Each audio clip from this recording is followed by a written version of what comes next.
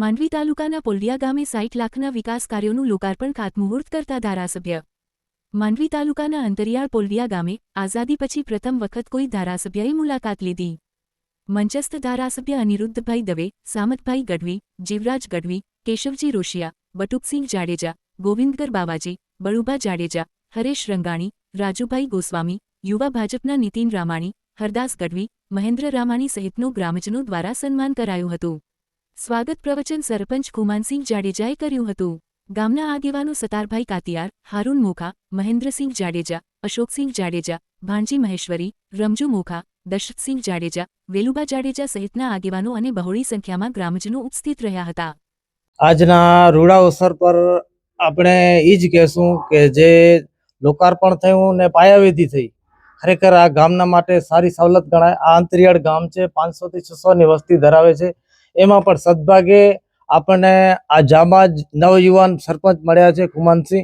એના સતત પ્રયત્નો એવા જ છે કે સતત પ્રયત્નશીલ રહે છે કે પછી કામ ગમે હોય ને. અહીંયા નાનકડો ગામ છે, એમાં કામ કઈ મોટા કામ હોતા નથી પ્રજાના.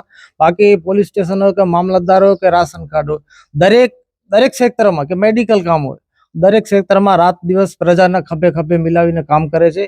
બાકી આપણે આગળ જતા જે આપણા ભૂતકાળમાં 5 વર્ષમાં છેલ્લા આપણા માઉન્ટ સીટ તાલુકા પંચાયતના બળવંતસિંહ જાડેજાએ પણ સારી કામગીરી કરી છે. ને જ્યારે પણ આ બીપરજોય વાવાઝોડો હતો આગલા 2 વર્ષ અગાઉ, ત્યારે પણ રાતના એ લોકો સતત પ્રજા સાથે દરેક ગામમાં એ લોકો લાઈવ કોન્ટેક્ટ રાખીને પ્રજાને મદદરૂપ થયા છે.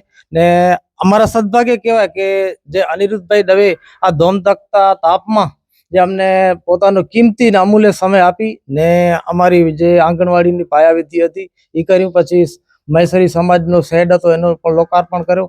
ને આ નાનકડું ગામ છે, એમાં વધારે બીજું કાંઈ એટલું કાંઈ મોટું કામ ન હોય, છતાં પણ ખરેખર આજ અમારો ઐતિહાસિક એક દિવસ હતો કે જે ધારાસભ્ય બન્યા પછી આ દેશ આઝાદ થયો છે. તેમાં ઘણા ધારાસભ્યો આવ્યા કે સાંસદ આવ્યા કે ચૂંટણીઓ આવી, પણ એમાં જે આ એક પહેલો બનાવ હતો જે 45 વર્ષમાં છેલ્લા ધારાસભ્ય ઉમેદવાર બન્યા પછી જે ધારાસભ્યનો ચાર્જ સંભાળ્યા પછી આવ્યા હોય તો પહેલા જ વ્યક્તિ છે અનિરુદ્ધભાઈ દવે. એ સતત અમારી સાથે લાઈવ કોન્ટેક્ટમાં રહે છે, નાના મોટા પ્રશ્નો સાંભળે છે. અમારું જે પુલનું કામ છે, આપણે ગઢસી સાથે ડુમરાને જોડતો જે નદીનો વેંગણી નદી ઉપર પુલ બનાવવાનું અમારે કામ છે. અમે રજૂઆત કરી એ પહેલા આ લોકો પોતે નોંધ લઈ લીધી કે ના તમારું કામ થઈ જશે.